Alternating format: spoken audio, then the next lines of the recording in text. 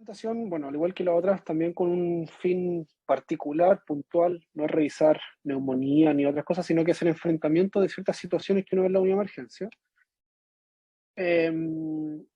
Solo para partir, les quería mostrar esto, que si uno trata de ir a buscar las etiologías infecciosas en las patologías respiratorias bajas o neumonías, uno siempre tiene la concepción, ¿cierto?, de que el estreptococo neumonía es lo más frecuente.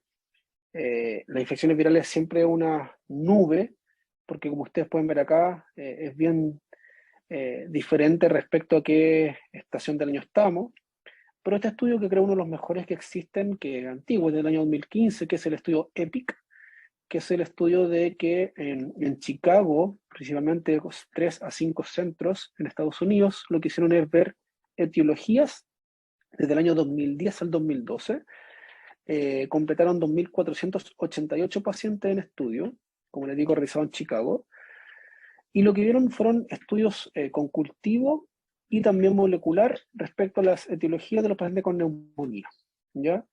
Lo que ustedes pueden ver en la foto de arriba es que lo que más llama la atención es que un 62%, o sea, casi un 2/3 de los pacientes en los cuales se buscaron no encontraron patología porque probablemente los métodos diagnósticos, sobre todo en esa fecha, no eran los más adecuados. Pero fíjense que los que sí encontraron, había un 22% que era solo viral, habían coinfecciones virales y otros virus, que probablemente hoy día lo que hacemos clínica vemos que tanto en adultos como pediatría podemos tener más de un virus, virus rickettsial, influenza, metanovirus, rinovirus, etc. Infecciones virales y bacterianas y también un porcentaje bacteriano. Y si ustedes se fijan respecto a qué virus son los que más están prevaleciendo, en ese estudio por lo menos, fíjense el rinovirus. Uno siempre dice que el rinovirus es un agente de resfrío común, pero en paciente adulto o adulto mayor con algún grado de carga de morbilidad, sí es causa de neumonía. No hay que pensar que solo las neumonías son por influenza, sino que el VRS puede dar neumonía, adenovirus, e incluso el rinovirus u otros virus también. Y en la foto que ustedes pueden ver abajo, efectivamente ven que la diferencia según la estación del año puede ir variando, pero en general siempre estamos con circulación viral. Si esto lo llevamos a nuestro escenario local, chileno, pueden ustedes ver ahí, esto es sacado desde la sección del Instituto de Salud Pública, ¿cierto? Por vigilancia hidrorrespiratoria. Ustedes pueden ver ahí que efectivamente de 2018-19 y el año 2021 teníamos cierta cantidad de virus. El año 2020-2021 es mucho menor por tema de pandemia, cuarentena, encierro, la circulación viral bajó. Pero ya el 2022, la semana epidemiológica número 24, que es lo último actualizado, que es lo que estamos actualmente, elevación importante, una positividad cercana a un 50%, y los virus más importantes, el VRS. Por lo tanto, el primer mensaje que quiero dejar es que, más que dejar un paciente, ya vamos a ver con las imágenes, pero más que como que ya el paciente llega con tos, con expectoración y fiebre, PCR alta, por ceftriaxona y me olvido. No podemos dejar de olvidar los virus, y no solamente el COVID, sino, si bien sabemos que estamos en pandemia todavía, estamos usando mascarilla, hay otros virus que están dando vuelta y sabemos de que los virus respiratorios pueden dar complicaciones, no solo en pediatría, sino que también en adultos. Y si nos vamos a la literatura y cuáles son las recomendaciones, hay recomendaciones de la Sociedad Americana de Tórax respecto a no solamente el estudio de la influenza, por ejemplo, sino que estudios con otros virus. En general, cuando hay una circulación viral importante, por ejemplo, en nuestro escenario actual, tenemos que descartar influenza. Una razón muy particular, la influenza tiene un tratamiento que es efectivo, que es la oseltamivir, y que se da en cualquier escenario, un paciente hospitalizado, siempre tenemos que darle oseltamivir. El resto, cuando yo planteo el uso de un estudio molecular ampliado contra otros virus no influenza, en lo cual afortunadamente nuestro hospital tiene esa plataforma molecular rápida, cuando las guías recomiendan ciertos criterios mayores y criterios menores. Los criterios mayores ustedes pueden ver ahí a su derecha, ¿cierto? Un paciente llega grave, por supuesto, que si está con fiebre y con alta circulación viral, tengo que descartar que no haya coinfección porque está demostrado que la coinfección de virus con bacterias, aunque no sean con alguna necesidad terapéutica, VRS, adenovirus para influenza, en el cual no voy a usar antiviral, pero sí eso está asociado a mayor mortalidad. O criterios menores, lo que ustedes pueden ver en ese sentido. Y también paciente inmunocomprometido. Si un paciente, por ejemplo, trasplantado, diabético mal compensado y un largo etcétera de inmunocompromiso, por supuesto que también tengo que descartar algún grado de coinfección viral.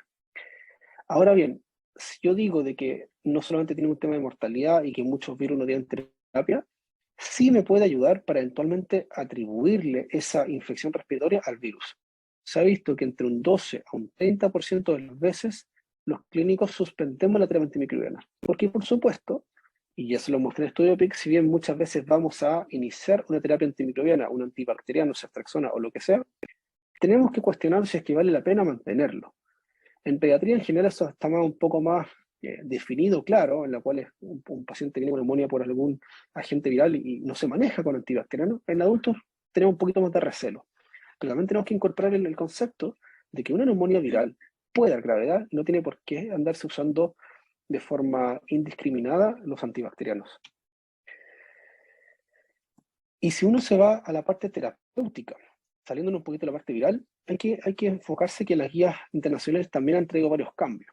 Por ejemplo, la guía del 2007, que fue la última, versus la 2019, que es la actual que nos rige actualmente, bien digo, el estudio de esputo, el cultivo de expectoración. En general, personalmente no tengo mucho agrado con ese cultivo porque el rendimiento muchas veces no es el adecuado. Hay que saber de que tiene que tener una técnica, puede estar contaminado o con la colonización de nuestra microbiota. Y que es lo que actualmente se recomienda, es solamente cuando yo tengo antecedentes, por ejemplo, de un paciente con un Staphylo aureus meticio resistente o pseudomonas, en el cual quiero saber si es que se mantiene ese agente.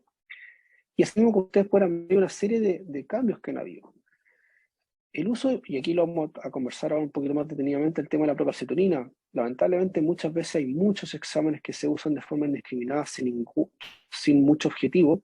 Dentro de ello, lo conversamos en su momento, el tema de la ITU, el uso de examen de orina, prácticamente el 100% de los pacientes de la unidad de emergencia tienen examen de orina cuando no consultan por una patología infecciosa urinaria o alguna patología que pudiese beneficiarse de tomar el examen de orina. Por lo tanto, hay que usar no solamente la parte terapéutica, sino que la parte diagnóstica con criterios dirigidos. El uso de procalcitonina no me define el inicio o no inicio de una terapia antibacteriana. Por lo tanto, si yo creo que mi paciente requiere terapia antibacteriana, yo lo inicio, independiente de cómo esté esa procalcitonina. ¿Ya? El concepto de lo que es neumonía asociada a atención de salud ya no existe. ¿Ya? Más que nada por un hecho de que antiguamente uno decía un paciente que viene de un hogar, ¿cierto? O está hospitalizado, inmediatamente se cataloga. Hoy día la tendencia ha cambiado, en el sentido de que se puede considerar una neumonía intrahospitalaria, con criterios que ya están definidos, pero el tema es que ha cambiado porque esto es más individualizado. Si un paciente ha usado terapia antimicrobiana previamente, está colonizado por algún motivo, estuvo en la UCI, estuvo con traqueostomía o lo que sea, eso determina mayor riesgo de resistencia. Pero el concepto ya de neumonía en salud ya no se utiliza. Y así sucesivamente hay una serie de cambios que vienen a dar cuenta de que tenemos que utilizar tanto las técnicas diagnósticas como la parte terapéutica de forma juiciosa. Pero si nos adentramos un poco más allá, les muestro este paper que si lo pueden revisar, es un review, en el cual nuestros pacientes hay que saber de que tienen mucha carga de morbilidad. A medida que la expectativa de vida va aumentando, obviamente genera mayor carga de morbilidad, y tanto los diabéticos, pacientes con cáncer, pacientes trasplantados, tienen ciertas alteraciones en su inmunidad. Y aquí les traigo, por ejemplo, que los pacientes con alteraciones en su inmunidad a células T, y ahí yo les coloco, por ejemplo, qué tipo de pacientes pueden ser, o los pacientes con alteración de células B, o alteración de los macrófagos, y ahí están los ejemplos. Los agentes principales son muy variables. Por lo tanto, no se nos puede quedar, insisto, en que cualquier paciente que viene con un escáner o una radiografía alterada, yo le dejo ceftriaxona y me olvido de eso. Y en este mismo paper salen los patrones. Dice si, por ejemplo, el paciente tiene lesiones nodulares, paciente con engrosamientos septales, cavitaciones, consolidaciones, etc. ¿Cuáles son los agentes más probables? Y también cuáles podrían beneficiarse de ciertos estudios diagnósticos. Por ejemplo, estudio con esputo, estudio con la bronquiovelar. Nosotros, afortunadamente, en el hospital contamos con el antígeno urinario neumococo legionela, que en general lo reservamos para pacientes críticos, una neumonía grave, en lo cual potencialmente se beneficia ese estudio, y no pedir el antígeno a cualquier paciente que se hospitaliza, porque el beneficio de utilizar esa técnica probablemente no nos va a cambiar conducta.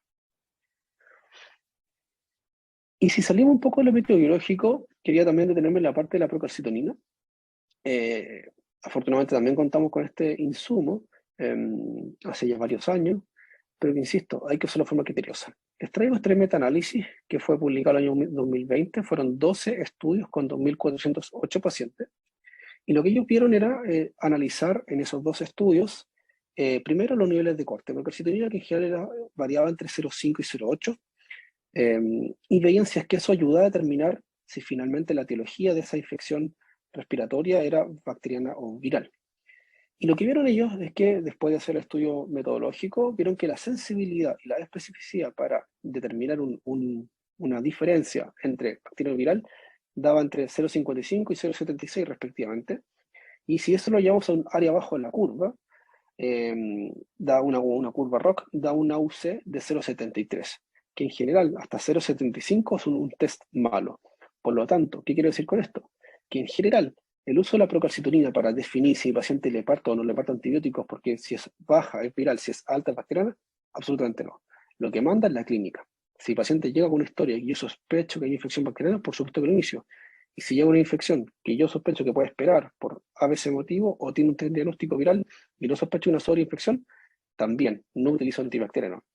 En pandemia, cuando al principio de la pandemia a todos le dejamos acitromicina u otras cosas, y poco a poco se fue sabiendo de que la coinfección inicial de un paciente con COVID era un bajo en 10%, algunos estudios decían 8% o incluso menos que eso.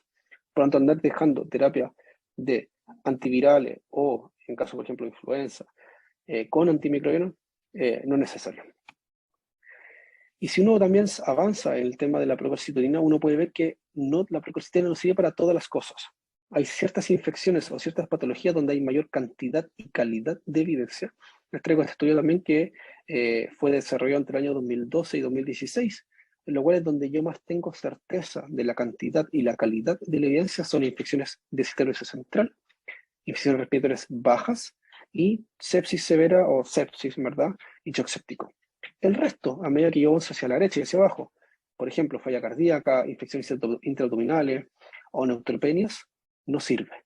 Por lo tanto, porque tiene una neutropenia febril o porque tiene una infección, una apendicitis, voy a usar la procalcitonina para que guíe mi conducta, tampoco sirve. Por lo tanto, la procalcitonina es un biomarcador que tiene que ser utilizado de una forma adecuada. No saca nada con tomarle una procalcitonina aislada a un paciente si no le voy a hacer una curva, si no voy a seguirla. La interpretación debe ser adecuada, no que alta igual a antibióticos, baja igual no antibióticos, para nada. Como les digo, tiene que hacer un seguimiento de curva. Y en general lo que sí ha demostrado, y eso es efectivo, este estudio del Lancet es uno de los mejores estudios que ha demostrado eso, que efectivamente el uso de un algoritmo, de un seguimiento con la procalcitonina, acorta la terapia antimicrobiana. Los estudios dicen entre 8 a 5 o 6 días. Y efectivamente, incluso hay estudios que determinan incluso menor mortalidad. ¿Por qué? Porque disminuye los efectos adversos, disminuye la exposición de la terapia antimicrobiana, disminuye los efectos secundarios, por ejemplo, a una vía venosa, al Clostridium difficile, y así una serie de efectos que cuando yo extiendo sin necesidad una terapia antimicrobiana, puedo generar mayor daño al paciente más que beneficio. Y eso ha hecho de que muchas guías elaboren ciertos algoritmos de interpretación o seguimiento de la procalcitonina.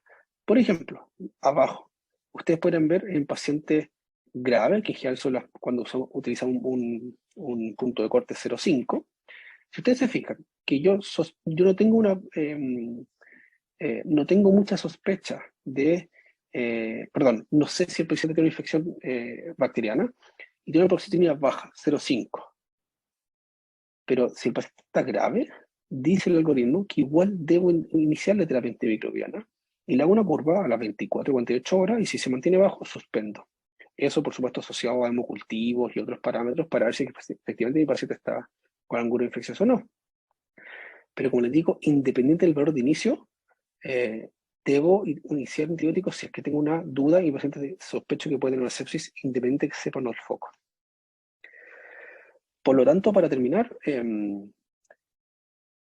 no nos podemos olvidar, y aquí muchas veces pasa que uno pasa en una emergencia y el paciente ingresa por una sintomatología muy banal, muy leve, inmediatamente se hace escáner. No se nos puede olvidar la anamnesis y el examen físico. No todo paciente requiere un escáner de inicio o examen de orina de inicio o hemocultivo de inicio, y hablamos de hemocultivos, cuándo utilizarlo y cuándo no. La etiología debe ser dirigida en cada paciente según su grado de inmunocompromiso, les mencioné, según la realidad epidemiológica, según la circulación viral, y no inmediatamente hacer un tema de como corticoides, escáner y antibiótico. No se nos puede olvidar, insisto, la realidad epidemiológica local y por más allá que en nuestro caso tengamos la disponibilidad de un escáner, por ejemplo, a 24 horas, 7 días a la semana, no podemos olvidar que esto debe ser utilizado con criterios y dirigido a cada paciente.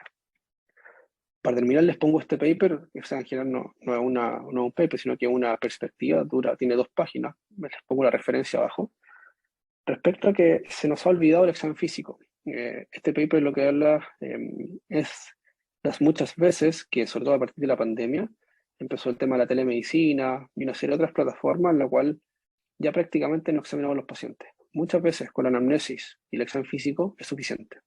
Y no porque yo le hago un escáner a un paciente y según lo que el radiólogo me diga, es lo que tengo que ir a buscar. O le hago exámenes a un paciente y según la PCR está alta o está baja, yo tengo que ir a hacer algo. Es al revés. Yo planteo una situación, planteo un diagnóstico y lo que yo voy a pedir, sea un escáner, resonancia, hemocultivo, etcétera, es para confirmar o descartar lo que yo estoy sospechando. No que yo le pida una batería abierta y según lo que me vaya saliendo, es lo que yo voy a hacer por lo que terceros me digan. Yo tengo que plantear una conducta y esa conducta eventualmente, si necesita exámenes complementarios, lo solicito para confirmar lo que estaba sospechando o eventualmente descartarlo si es que tengo una baja sospecha. Eso, muchas gracias. No, o sea, insisto, aquí esto no es, la idea no es revisar cuándo ejercer tracción y cuándo no, esto no es revisar neumonía para nada, es solamente demostrar de que en el caso de infección respiratoria, este ejemplo puede resultar para cualquier tipo de infección, incluso cuadros no infecciosos, pero tomar este escenario que es, por ejemplo, los cuadros infecciosos respiratorios bajos, que tenemos que tener cierta disposición a una conducta adecuada y no, le insisto, tener una batería de exámenes prediseñados para el paciente que me llega y que le va a hacer lo que sea y que después lo que me vaya saliendo yo voy a hacer lo que un radiólogo me diga o la PCR me diga, para nada. Le insisto, hay que usar los exámenes, las terapias con criterio. Los antimicrobianos no están exentos de efectos adversos, para nada. Y la idea de estas sesiones, que fue como decía el Fernando, que es una primera etapa, es ponernos en evaluación de lo que estamos haciendo, ¿ya? Muchas veces la emergencia, claro, el paciente llega sin nada, por supuesto, es re fácil hablar desde la sala de medicina cuando ya tiene gran parte de los exámenes hechos y así se lo anamnesis. Pero el desafío es ese de un paciente que llega espontáneamente, ser capaces de plantear un diagnóstico en base a la anamnesis físico que lamentablemente se ha olvidado por muchas razones, porque hoy día tenemos muchas técnicas que nos ayudan aparentemente a ser más certeros y que muchas veces no lo es así. Los paneles, por ejemplo, gastrointestinales, moleculares, nos pueden desorientar más que ayudarnos con lo que está teniendo un paciente. Y ese ha sido como el objetivo de esta primera etapa de las sesiones, tratar de plantear ciertas inquietudes y dudas y ver que muchas veces con el uso criterioso de ciertas técnicas y terapias podemos ayudar a los pacientes. Termino diciendo que ahora se supone que esta semana o la próxima más tardar vamos a enviar el segundo calendario de otras presentaciones, pero también van a ser dirigidas a la parte infecciosa y también de laboratorio. Así que dejarlo invitado desde ya y por supuesto estas presentaciones quedan grabadas en el canal del hospital para que puedan ser revisadas si así lo quieren. Eso.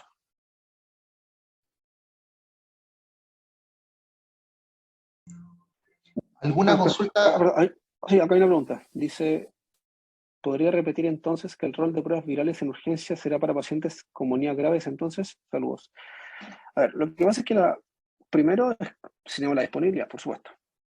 Si tenemos la disponibilidad, lo que les decía anteriormente es que si tengo un paciente con neumonía grave, probablemente yo le voy a pedir una panel. Si llega un paciente con ciertos patrones radiológicos, tampoco, insisto, no porque tenga yo disponible la PCR virus respiratorio se lo voy a pedir. Ya, o sea, la PCR virus respiratorio tiene que ser implementada en el escenario de un paciente cual sospecho que puede una coinfección viral. ¿Ya? Por ejemplo, usted viene ahí micronódulos o abajo a su izquierda, lesión virus por supuesto que sí. Pero si hay una cavitación, probablemente no tenga necesidad de hacer ese PCR virus respiratorio, por supuesto que no.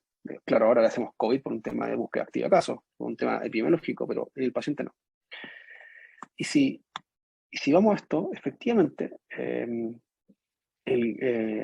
escenario de pedirle a un paciente que tampoco lo merece, por ejemplo, un paciente que consulta y yo lo voy a dar de alta, el beneficio también de estudiar la influenza también se discute. Por ejemplo, la guía de influenza del año 2018 de la ITSA, si no me va a cambiar conducta, si el paciente lleva 5 días de síntomas, en lo cual en ambulatorio, vuelvo a repetir, ambulatorio, el rendimiento de la terapia es prácticamente nulo, no vale la pena. Sí, en un paciente hospitalizado con influenza, independiente de los días de síntomas, se le deja terapia, por el potencial beneficio en un paciente que potencialmente pudiese agravarse. Entonces, si es que tenemos la disponibilidad, también tenemos que utilizarla con juicio. En ambulatorio en general, se puede utilizar, sí, si es que hay una muy alta sospecha, si es que hay un brote en una sala cuna, etc. Pero como de rutina, no. Ninguno de estos exámenes son de rutina. Deben utilizarse en cada paciente. Lo que sí utilizamos como rutina en un paciente, nosotros, en el hospital, por ejemplo, son antígeno urinario, acá, perdón, antígeno urinario y hemocultivos en pacientes que se hospitalizan con neumonías graves. ¿Por qué? Porque ya lo vimos cuando leemos hemocultivo, que efectivamente el rendimiento del hemocultivo en patología grave aumenta la positividad. Y si yo tengo una neumonía, y hemos visto infecciones invasores por neumococo importantemente este año, un neumococo invasor en sangre periférica con antígeno positivo es grave. Entonces también me determina mortalidad. Y el antígeno positivo también me trae para legionela. Entonces, si yo tengo neumonía por legionela, el manejo de la legionela es distinto al neumococo. No es con ceftriaxona, es con macrolio o fluoroquinolonas endovenoso. Por lo tanto, al cambiarme potencialmente la conducta, sí tengo que descartarlo. Y entonces, el paciente que, por ejemplo, ingresa a la posta con neumonía grave, uno rápidamente, porque es un test, un antígeno que demora minutos, descarto la legionela, perfecto, y puedo quedar con monoterapia, con ceftriaxona. No requiero usar una biterapia o una terapia combinada. Pero si me sale legionela, por supuesto que tengo que usar una fluoroquinolona. Eso es como para responder la duda. El doctor Coronel tiene una consulta. Dice, si una neumonía con manejo ambulatorio, además del betalactámico, ¿se puede indicar un macrólido? Ya, voy al tiro. Si uno es estricto y uno ve esta recomendación actual, la monoterapia. Con macrolio dice una recomendación condicional para paciente ambulatorio, como dice el doctor, hola doc, basado en resistencia. Acuérdense que estas guías son de Estados Unidos, que la resistencia, por ejemplo, al neumococo o los macróleos es muy elevada a diferencia de la nuestra. Yo en general terapia combinada no me gusta utilizar para nada. Puedo utilizar un amoxiclavulánico, en lo cual la amoxicilina con clavulánico tengo un muy buen espectro contra neumococo, contra moraxela, contra hemófilo influenza, que son las principales etiologías como clásico ATC1, ATC2, ¿cierto? Que el clavulánico lo que hacen estos pacientes ATS2, antiguo ATC2, sobre 65 años o respiratorio asmático EPOC, lo que hace es cubrir estos potenciales agentes de productores de beta-lactamasa. Suficiente. O fluoroquinolonas en monoterapia, ¿ya? Monoterapia. El dejar amoxiclavulánico con claritromicina, por ejemplo, una combinación que se me ocurre, no es necesario, no, es redundante dejar en ese escenario una biterapia porque la resistencia no lo merece.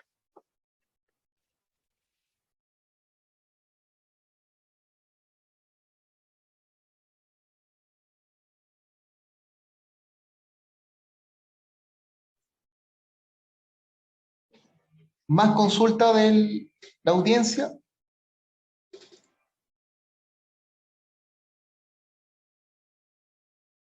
Eh, Al parecer no hay ninguna manito levantada, ninguna consulta, así que, Doc, algunas palabras para el cierre de la jornada. Sí, dejarlo, ojalá que pudiésemos tener obviamente más audiencia y, insisto, que han grabado estas sesiones.